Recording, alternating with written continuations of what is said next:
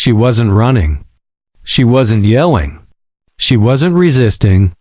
She simply stood there with her hands visible, her heartbeat steady, her face calm while cold metal cuffs snapped tightly around her wrists in the middle of a busy street.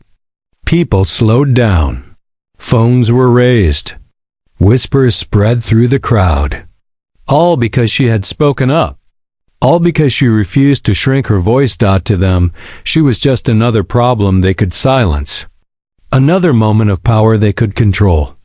Another person they could embarrass without consequence. But what they didn't know was who they were really restraining. Hidden beneath her calm expression was a history they couldn't see. A power they didn't recognize. And a single phone in her pocket that would turn their authority into panic. Within minutes, their confidence would shatter. Within hours, their careers would be over. The only question left is, how far does one call need to travel to expose the truth? It had started like any other afternoon. The sun hung low in the sky, casting long shadows across the pavement as people moved through their routines, unaware of the moment that was about to unfold before them. She had just stepped out of a small corner store, a simple paper bag in her hand, her thoughts already shifting toward the rest of her day. Her movements were unhurried, her posture relaxed. There was nothing remarkable about the scene until the sudden presence of flashing lights shattered the calm. A police cruiser had pulled up beside the sidewalk, its engine idling impatiently. Two officers stepped out, their faces tightened with purpose, their eyes locked on her as if she had done something unspeakable. Heads turned. Conversations around the street grew quieter. A subtle tension spread through the air, the kind that made people instinctively hold their breath. She didn't understand why they were approaching her so aggressively, but she remained still, calm, composed. Her mind moved carefully through every possible reason they might have stopped her, but none of them made sense. She had done nothing wrong. No disturbance, no confrontation, no argument. Yet their body language told a different story. To them, this wasn't just a casual interaction. It was a moment of control, of dominance, of proving a point that had little to do with facts and everything to do with perception. Behind the quiet strength in her eyes was a lifetime of discipline, education, and responsibility. Responsibilities far greater than anyone here could imagine. Responsibilities that had shaped her into someone who understood power not as a weapon, but as a duty. Still, she said nothing.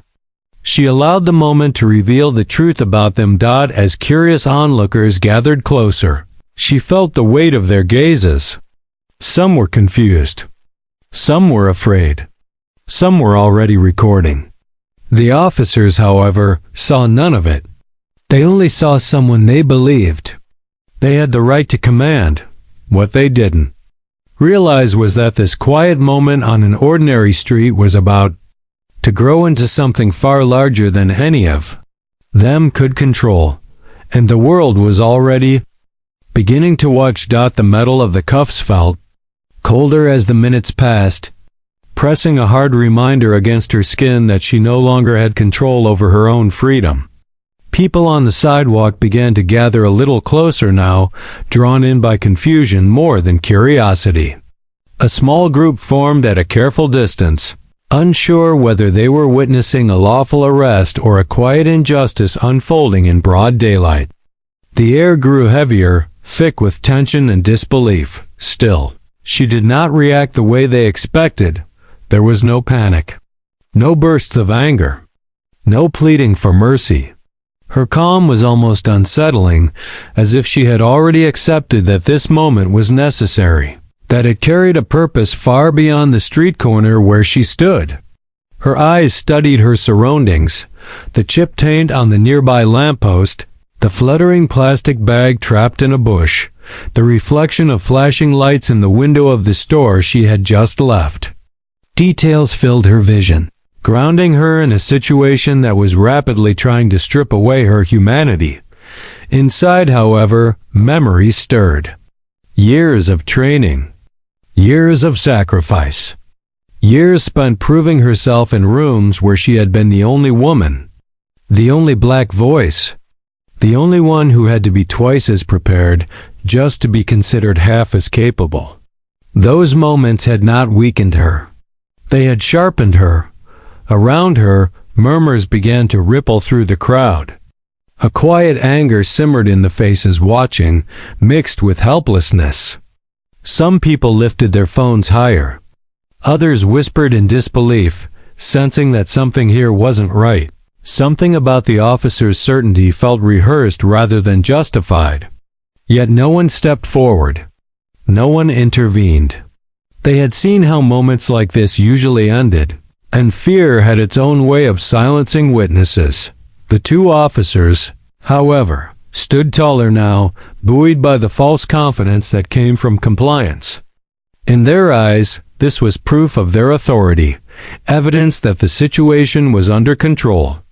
The humiliation they expected to see in her face never arrived, and that only fueled their irritation. They mistook her dignity for defiance, her silence for arrogance.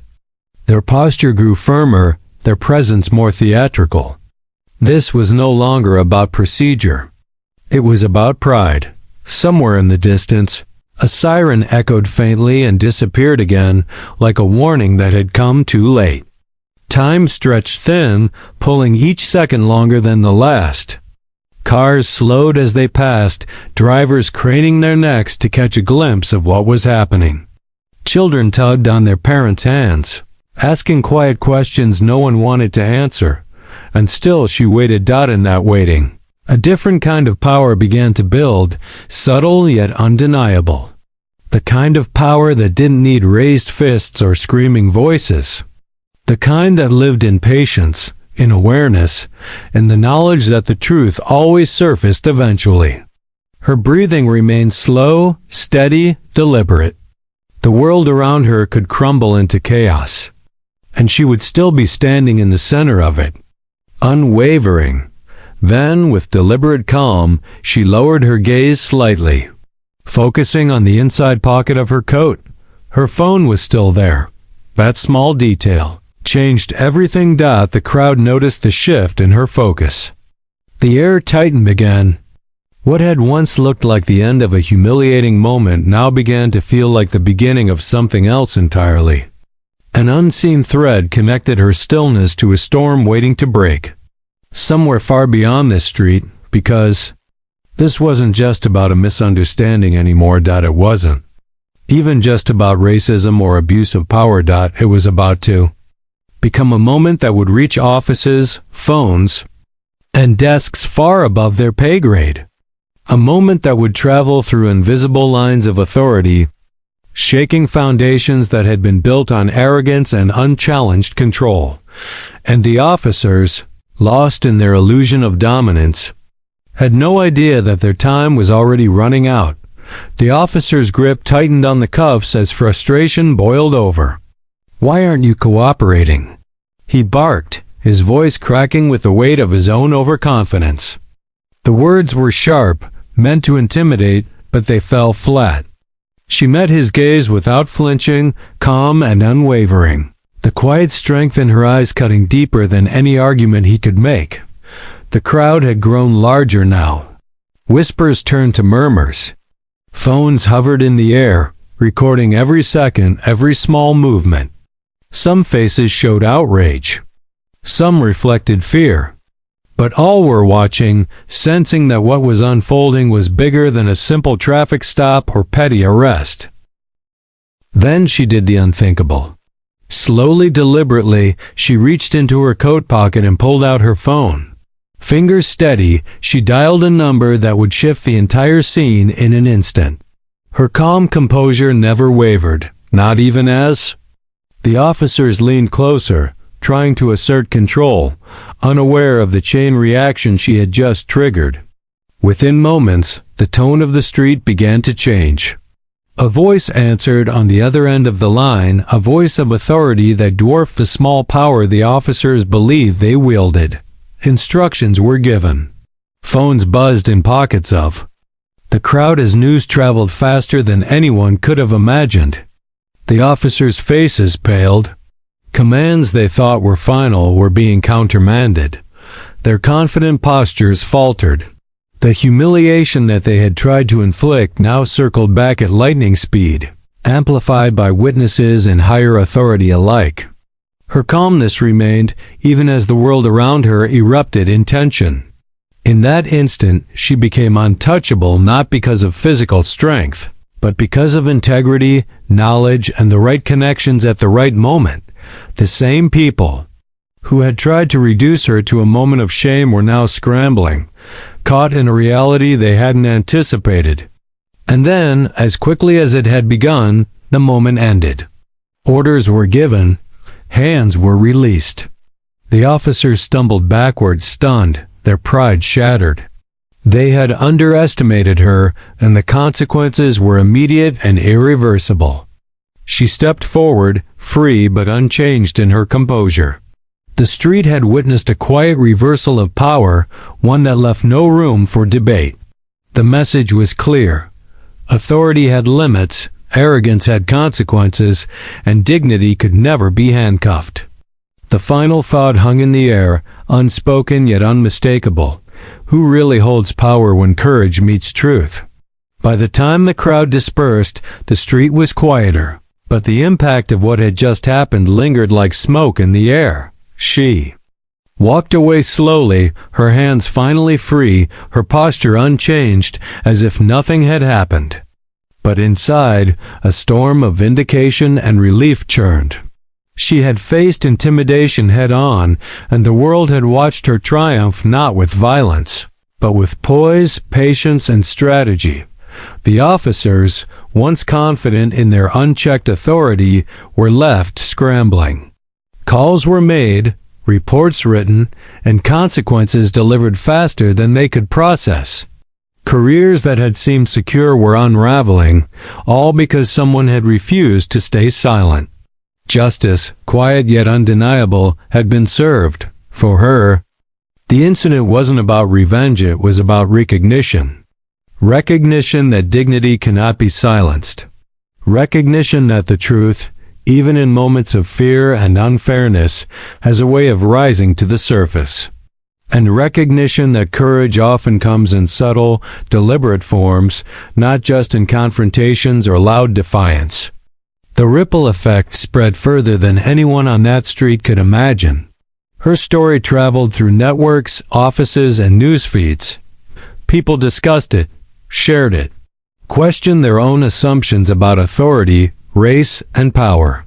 A single call had become more than a message. It became a mirror reflecting systemic issues that too often go unnoticed. Yet the most powerful impact was internal. She knew that she had reclaimed control, not just of the moment, but of her own narrative. The fear that had briefly brushed against her resolve had transformed into strength. The humiliation she had been meant to feel had instead highlighted the arrogance of those who underestimated her. As she vanished from the street into the evening light, a quiet thought lingered. How many more moments like this are waiting to be challenged? How many times does courage need to meet injustice before the world finally takes notice? Her story, though personal, became universal. A reminder that dignity, patience, and the right actions at the right time can turn a moment of oppression into a lesson for everyone watching. The question now is not who was handcuffed that day, it is who will stand up the next time injustice dares to make its move. And somewhere silently, change had begun.